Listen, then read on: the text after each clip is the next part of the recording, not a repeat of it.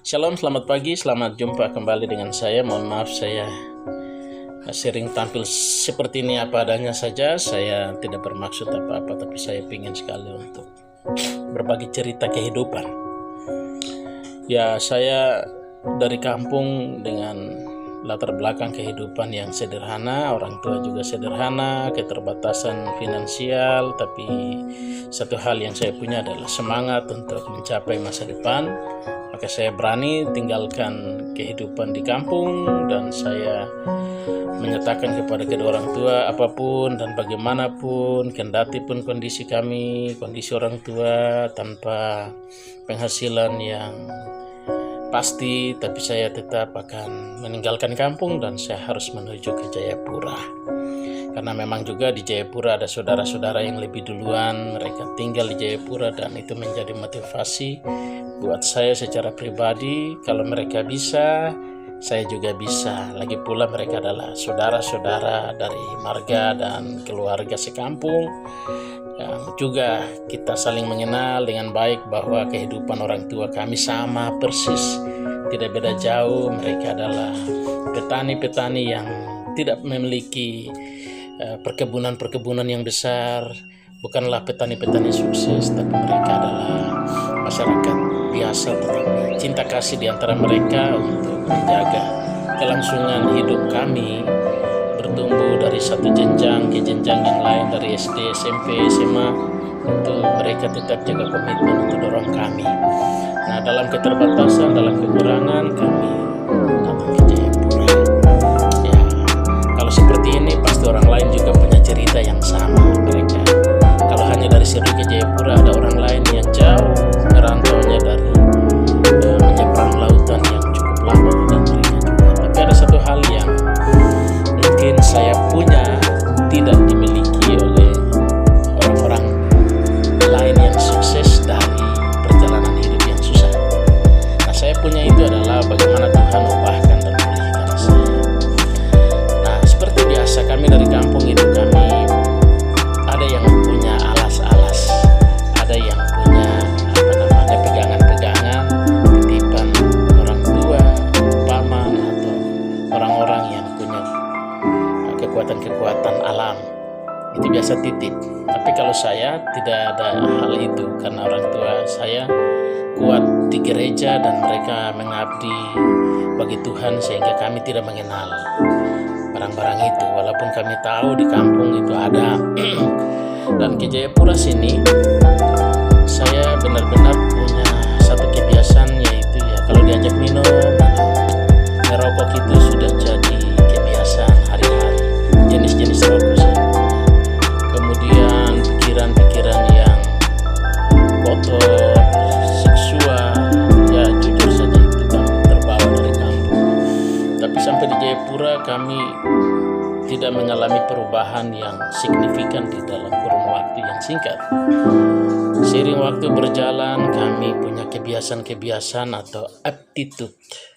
Kebiasaan-kebiasaan sejak lahir itu gugur dalam perjalanan oleh karena peradaban dari kota kecil dan peradaban dari kota besar itu seiring berjalannya waktu terasa sekali di Jayapura. Ada perubahan-perubahan fisik, ada infrastruktur, perubahan sistem, dan semuanya itu dengan sendirinya menggugurkan perilaku-perilaku buruk kami dalam perjalanan. Kami mencoba, saya pribadi mencoba bertahan dengan perilaku dan kebiasaan, misalnya ya tetap tidak mau keluar bergabung dengan orang lain. Nah, di saat-saat seperti itu gereja hadir, masyarakat-masyarakat lain dari wilayah lain yang hidup bersama di komplek kami tinggal itu juga mengajak untuk kami bisa berinteraksi bersama, tapi kebiasaan untuk tidak mau keluar bergabung itu melekat cukup baik. Jadi saya butuh waktu lama untuk bisa beradaptasi dengan orang lain. Seiring waktu berjalan saya juga ambil keputusan pindah tinggal di unit Mampu Asrama Unjen, kamar nomor 13 ya. Di situ saya ketemu abang-abang saya, ada Pak Abang Robert Lestuni, ada juga Hermana Tururi, Ada saya punya kakak ganteng ras Ferrari, yaitu kakak Yan Wayangkau. Nah, di situ juga ada satu orang bule namanya Norman Mudeng yang bekerja dari Lembaga Alkitab Indonesia. Nah, di asrama Yunin Mambruk saya tinggal di situ, baru saya bergabung dengan Persekutuan Mahasiswa Kristen. Nah, selain saya bergabung dengan Persekutuan Mahasiswa Kristen, saya juga bergabung dengan Lembaga Pelayanan Mahasiswa Indonesia, khusus putar-putar film layar lebar di daerah-daerah terpencil, film Tuhan Yesus. Dan wawasan saya mulai berubah. Saya ingin sekali untuk tampil seperti anak-anak lain, Nusantara yang lain yang kuliah, dan puji Tuhan, Persekutuan Mahasiswa Kristen itu membentuk karakter saya. Tapi untuk menggugurkan kebiasaan-kebiasaan buruk dalam perjalanan itu butuh proses lama. Sekalipun saya bantu di Persekutuan Mahasiswa Kristen, tapi saya punya kebiasaan merokok. Ada sesekali diajak minum, saya minum. Tapi saya musang berbulu domba, gitu ya. Jadi saya tetap ke PMK menjadi anak yang dengar-dengaran. Tapi keluar di komunitas lama, saya turut dalam kebiasaan yang tidak membangun. Sampai pada tahun 2001 saya diajak oleh seorang abang untuk gabung di Summer Institute of Linguistic di Sentani. Di situ saya gabung dengan bule-bule, bekerja di lembaga survei, dan kami setiap 2 minggu turun ke pedalaman Papua untuk melakukan penelitian, mengambil sampel data tentang kehidupan masyarakat, tentang bahasa dan perilaku, cara membaca, menghitung, menulis, dan bagaimana mempertahankan bahasa setempat yang dituliskan dalam Alkitab, dalam nyanyian-nyanyian rohani, buku-buku. Itu harus kami teliti, membantu lembaga asing ini. Dengan data kami itu barulah misionaris atau lembaga-lembaga donor di luar negeri melaksanakan sayembara berdasarkan data-data yang kami kirim dari pedalaman Papua, sehingga disayembarakan di internasional, di Eropa, di Amerika, di Afrika, Asia, sehingga tergerak hati keluarga-keluarga yang ingin sekali untuk mengabdikan hidupnya. Mereka jadi misionaris, mendaftar melalui lembaga-lembaga asing, non-government, lalu mereka datang mengabdi di pedalaman menjadi misionaris. Itulah fungsi mereka sebagai misionaris, itu lahir dari data yang kami kirim melalui survei-survei. Nah, saya gabung di tahun 2001, 2002, 2003, 2004. Saya tidak kuliah lagi. Saya cuti, saya tidak ngurus cuti. Diam-diam saya melaksanakan tugas penelitian. Bagi saya, uncen itu tidak penting lagi. Saya fokus saja. Memang gaji cukup besar, pengalaman banyak, punya fasilitas yang lengkap disediakan oleh Summer Institute. Tapi kalau saya resign dari kegiatan ini, saya mau kemana kalau cuma punya ijazah SMA? Maka saya kembali lapor di Uncen, dan Uncen katakan, Anda kerja dengan Summer Institute, ya, sebagai substitusi program, Anda harus memberikan data dan Anda akan kembali lanjutkan kuliah. Dan substitusi program data saya laksanakan menurut rencana, dan LIPI pun ikut mendorong menerima data-data itu, dan puji Tuhan kerjasama baik dan saya diizinkan kembali kuliah. Nah, beberapa mata kuliah yang signifikan tidak jadi pertimbangan yang panjang, tapi karena ini mata kuliah signifikan sehingga pihak program studi mengizinkan saya kuliah bagian-bagian lain saja yang berkaitan dengan guru. Nah, sehingga sekalipun hampir 3-4 tahun saya tidak kuliah, tapi saya diizinkan oleh pihak universitas untuk tempuh beberapa mata kuliah singkat, dan puji Tuhan 2005 saya wisuda. Nah, saya ambil program guru karena saya memang benar-benar capek bekerja di Summer Institute, karena itu full time-nya minta ampun, dan ya selain gajinya juga besar, tapi saya harus off dulu, resign, dan saya kembali menjadi pegawai negeri. Setelah wisuda saya mendaftar jadi pegawai negeri. Nah, sekalipun saya punya pengalaman dengan orang-orang barat, sekalipun saya nggak pernah ke luar negeri, tidak pernah ke luar negeri, tapi saya punya pikiran-pikiran melanglang buana, melahirkan mendatangkan para misionaris. Jadi puji Tuhan, pengalaman itu membuat saya bangga, tapi saya punya kebiasaan yaitu merokok, minum itu tidak hilang. Jadi saya masih mempertahankan, bahkan karakter, perilaku, cepat marah, cepat kecewa itu juga jadi bagian yang belum bisa saya tinggalkan. Jadi saya ikut tes pegawai dan puji Tuhan 2007 barulah saya ditempatkan. Walaupun saya lulus 2006 jadi PNS, 2007 saya pindah tinggal dengan keluarga di Disko. Nah, Disko itu baru saya ketemu Tuhan punya rencana. Tuhan ubahkan saya di sana lewat kehidupan belajar mengajar di sana. Ya, di sana bukan saja penduduk asli yang bersekolah, ada anak-anak dari Biak, dari Wamena, dari Sarmi, dari mana-mana tempat mereka tinggal mencari hidup di sekolah, ikut orang-orang amber, potong kayu di hutan, tapi mereka itu terdaftar sebagai siswa SMA. Nah, satu hari itu mereka ada 5 anak, entah itu anak Wamena yang datang belajar, besok anak-anak Wamena ini pergi. Datang lagi gabungan anak sekolah, anak Biak, 3-4 orang sekolah, belajar, pergi lagi. Mereka kasih tahu bahwa sudah ada guru-guru, tapi mereka tidak semua hadir dalam satu hari yang sama. Jadi satu tahun itu kami belajar itu, waduh, setengah mati. Nah, datang pada ujian nasional baru kita bisa jumpa. Kami 5 guru yang bertugas berjumpa 47 siswa yang tadi datang berbeda-beda itu. Baru kami kumpulkan mereka jadi satu untuk melaksanakan ujian. Nah, ujian itu hanya 15 anak yang lulus, yang sebagian besar tidak lulus. Masuk tahun kedua, sama juga perilaku belajar begitu. Sama, sebagian besar lulus, sebagian besar juga tidak lulus. Tahun ketiga, itu benar-benar tahun pergumulan. Bagaimana supaya kami bisa jalankan sistem ini? Karena tidak ada listrik yang jalan menyala 24 jam, tidak ada internet, tidak ada telkom, tidak ada air bersih. Air bersih saja sampai hari ini kami belum punya, tapi yang lain puji Tuhan, itu pun juga kami bayar dengan harga yang mahal.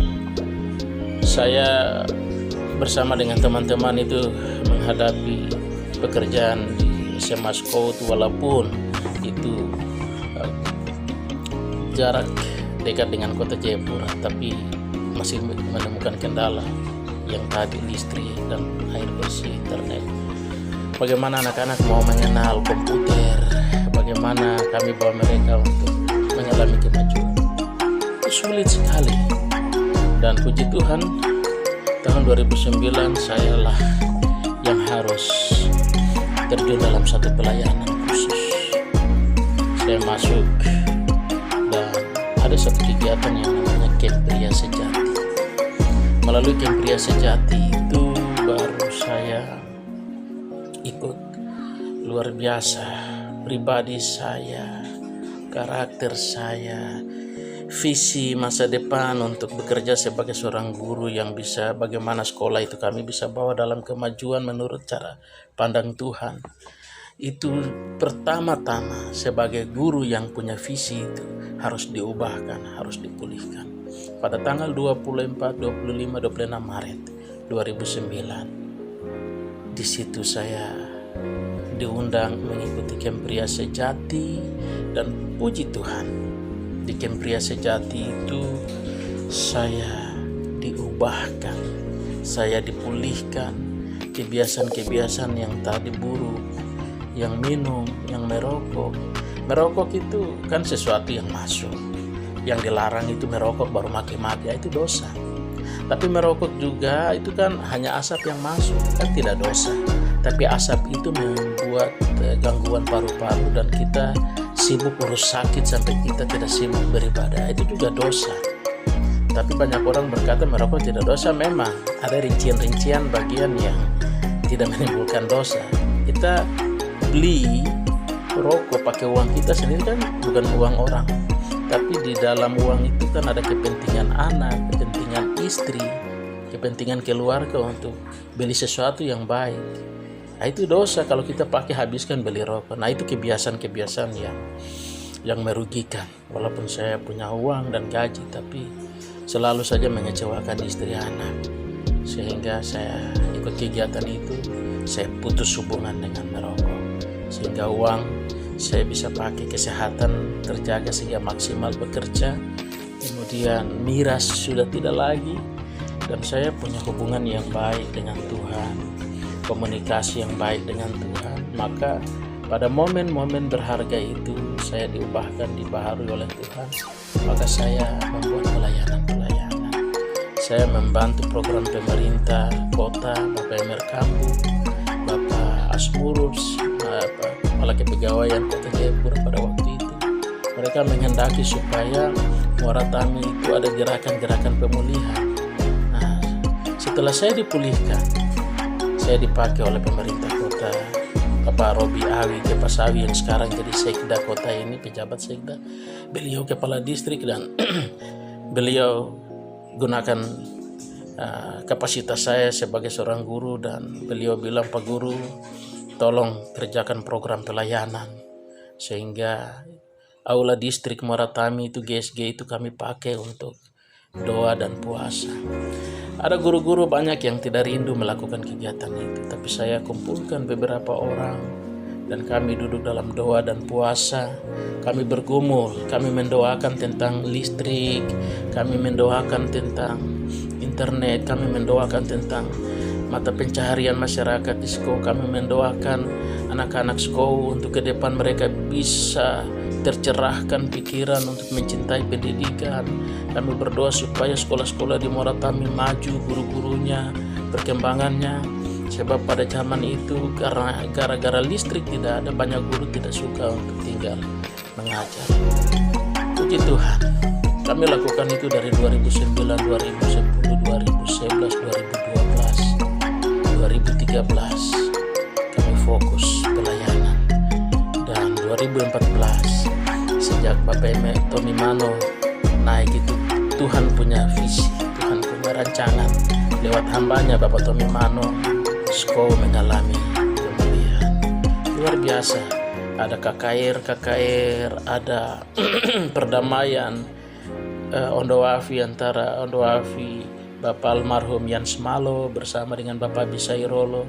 Dari sekian tahun lamanya mereka tidak berjabat tangan, tapi pada momen-momen itu mereka berpelukan. Masyarakat menyaksikan, masyarakat meneteskan air mata karena ada perdamaian. Kemudian juga gereja yang tadinya saling berselisih dan bentrok, pada akhirnya lewat momen-momen KKR, puji Tuhan, nah mereka dibaharui lewat pembaharuan, lewat kegiatan pemulihan itu. Perlahanlah Sko mengalami perubahan, karena memang kami harus bayar harga berdoa.